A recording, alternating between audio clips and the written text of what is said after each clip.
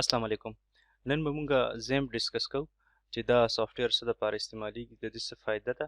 او که تاسو پی ایچ پي یا نور داسې سرور سایډ سکرپټینګ لینګویجز یوز کوئ نو هغې دپاره دا تاسو له څنګه فایدهمند کیدی شي.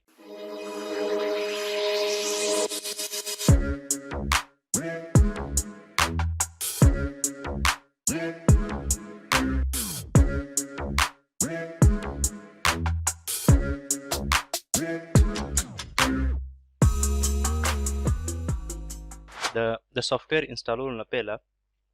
تاسو ته یو سیز کانسپټ چې کوم دی دا تاسو کلیر پکار دی. هغه دا ده چې موږ سره دوه قسمه لینګویجز دي، یو ته وایي کلاینټ سایډ او یو ته وایي سرور سایډ. دوه قسمه لینګویجز دي. کلاینټ سایډ هغه لینګویجز دي کوم چې په براوزر باندې ایگزیکیوټ کیږي. دا زیاتره د فرنٹ اینډ لپاره استعمالیږي. فرنٹ اینډ ډیزاین نی انټرفیس ډیزاین هغې لپاره استعمالیږي. کوډ ویزیبیلیټي، د دې کوډ ویزیبلی که تاسو یو ویب سایټ کولو کوئ، سپوز زه کولو کومه لیټس سی singer.com، نو کوم چې د ایچ ټي ایم ایل کوډ یا د جاوا سکرپټ کوډ یا سی اس اس وي هغه پبلک ته ویزیبلی هغه خلک کتی شي. ښه، دا ویب سایټ اوس موږ سره لوډ شو، که تاسو رایټ کلیک کوئ او پیج سورس ووهئ نو تاسو ته د جاوا سکرپټ کوډ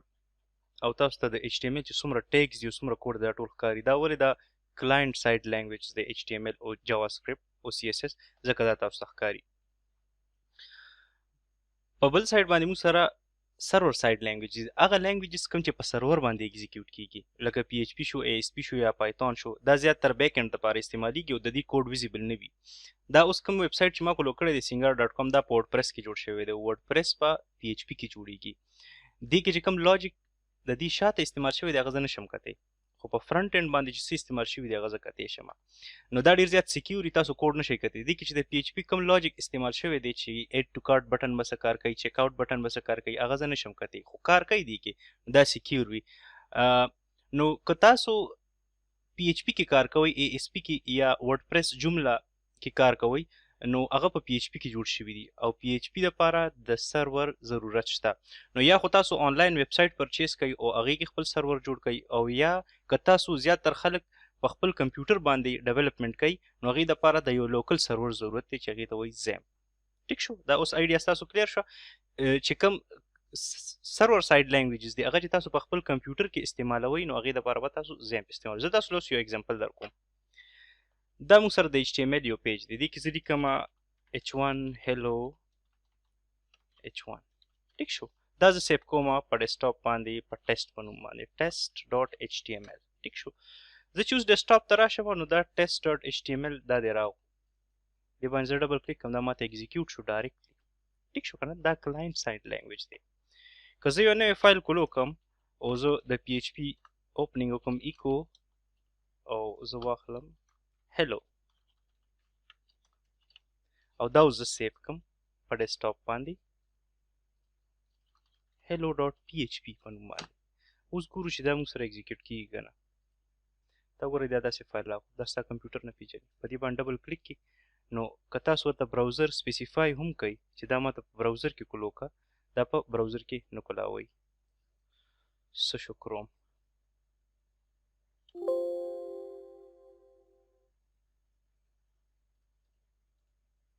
anyway دا که موږ دې کې ډریک کړو او کولاول یې غواړو دا نه کولاویږي. دا ګوره اومکه کوډ به تاسو ته دوباره ښکاري، دا نه ایگزیکیوټ کیږي. اوس چې کله موږ زیمپ انسټال کړو هغې نه بعد به تاسو وګورئ چې دا کوډ کار کوي که نه. نو زیمپ انسټالولو دپاره به تاسو لاړ شئ ګوګل ته، Xampp، څوک ورته Xampp وایي څوک ورته زیمپ وایي. زیمپ سرور دی، دا به ډاونلوډ کوئ. که ستاسو کمپیوټر 64 بیټ یا 32 بیټ وینډو د هغې مطابق ډاونلوډ کوئ. نن سبا د پی ایچ پی ورژن 7.2 7.2.3 په دې ټایم کې یوز کیږي. کله چې زه دا ویډیو ریکارډ کوم مې بي چې تاسو یې ګورئ هغه ټایم کې چینج وي، خو زه به دا ډاونلوډ کوم 64 بیټ. کله چې ډاونلوډ شي نو زه واپس راځم بیا. ښه، دا زیمپ سرور موږ سره اوس ډاونلوډ شو، دا به موږ اوس وینډوز دپاره انسټالو. هماغه سان نورمل سافټویر انسټالولو طریقې د اسانه دومره پکې نشته. دا ولې دي چې تاسو ته مینشن کړي چې دې کې تاسو ورډپریس کې انسټالوئ، که تاسو جمله یوز کوئ، که ډروپل وي، که مجنټو وي، او تاسو په خپل کمپیوټر باندې دا ډیولپ کول غواړئ نو زیمپ سرور چې کوم دی دا ستاسو کار کولی شي.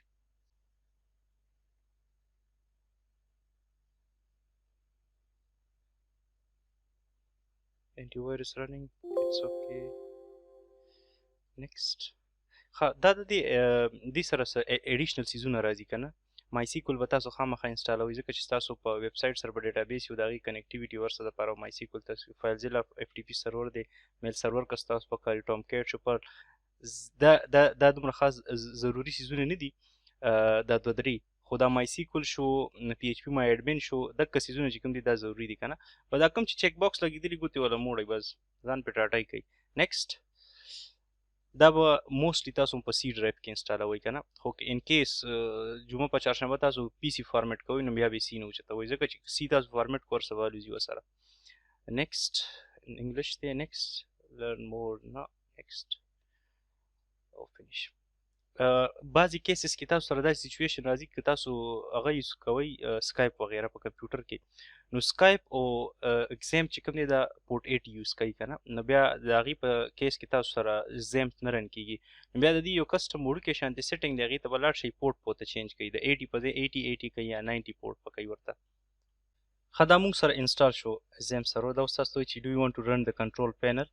yes finish دا به اوس یو وړوکی شانتې سکرین تاسو ته رنګي کنټرول پینل هغې کې به تاسو ته دوه سرور اسټارټول غواړي یو اپاچي کوم چې موږ له پی ایچ پي چلوي دا سکرین دی صحیح شو که نه موږ به لومبني دوه سرویسز رن کوو یو اپاچي یو مای سیکول هغه کیس کې چې کله تاسو ډیټابیس یوز کوئ هغه سره پی ایچ پي سره سټارټ اکسس په غواړي الاو اکسس ټیک شو دا اوس وګورئ تاسو اپاچي په پورټ 80 باندې رن کېږي زما کمپیوټر کې سکایپ نشته نو ځکه دا مسله نه کوي که تاسو سره سکایپ وي نو کیدای شي دا تاسو ته رن نه کړي صحیح ده کله چې دا رن شي نو تاسو به راشئ خپل براوزر ته او دلته به ولیکئ لوکل هوسټ دا تاسو سره Xampp انسټال شو لوکل هوسټ به ولیکئ یا به ولیکئ 127.0.0.1 دا د لوکل هوسټ آی پي ده دا تاسو ته رن شو ټیک شو که نه اوس تاسو په کمپیوټر کې چې کوم دی د پی ایچ پي سکرپټ چې کوم دی دا هم رن کېږي دا کوم فایل چې مونږ دلته جوړ کړی و هیلو دا زه سیف کومه ښه بله خبره یاد وساتئ چې تاسو Xampp سرور کولو کوئ دې کې دننه مختلف فولډرې دي ستاسو نور فولډرو سره کار نشته کوم چې ایچ ټي ډاکس فولډر دی دې کې به تاسو ځان له پروجیکټ جوړوئ سپوز کلاس 1 دا ما اوس یو پروجیکټ جوړ کو نو دا به زه په کلاس 1 باندې اکسس کوم چې دلته زه راشم دې نه به دا ډیشبورډ اخوا کوي دلته به ولیکئ کلاس 1 دا اوس امټي دی دې کې هېڅ هم نشته دا فایل زه دلته سیف کوم په دې ډایرکټرۍ کې فایل سیف ایز سی کې Xampp htdoc کلاس 1 د دې نوم به موږ کیدو index.php ټیک شو دا پی ایچ پي باندې موږ سیف زه اوس دا پیج ریفرش کوم وګوره ستاسو پی ایچ پي ایگزیکیوټ شو دا سرور سایډ لینګویج دی دا اوس موږ Xampp سرور انسټال کو دا په هغې باندې ایگزیکیوټ کیږي دې کې که نور هم تاسو پی ایچ پي نور څه سینټیکس وغیره څه لیکئ دا ټول به تاسو ته دې کې ایگزیکیوټ کیږي سپوز زه یو ډیټ فنکشن ورکم ډے منث year چې نن څویم تاریخ دی ریفرش what's the date echo ټیک شو 27/7/2020 ټیک شو نو دا طریقه وه د Xampp انسټالولو بله یو خبره یاد وساتئ دا به انشاءالله په ورډپریس کې هم بیا ډسکس کوو چې تاسو سره دې کې یو بل اپلیکیشن هغې ته وایي پی ایچ پي مای اډمن پی ایچ پي مای اډمن استعمالیږي ډیټابیس لپاره دا وګوره دې کې تاسو سره دا ډیټابیس دي تاسو نوی ډیټابیس هم جوړولی شئ ټیک شو دې کې تاسو ډیټابیس جوړولی شئ سپوز ټیسټینګ دا موږ سره ډیټابیس جوړ شو بیا ډیټابیس کې دننه ټیبلې وي اینډ فردر مور دا به انشاءالله په د ورډپریس په کلاس کې موږ دا ډسکس کوو که الموست کور شو خو که ستاسو بیا هم څه کوېسچن وي Xampp نه رن کېږي بله خبره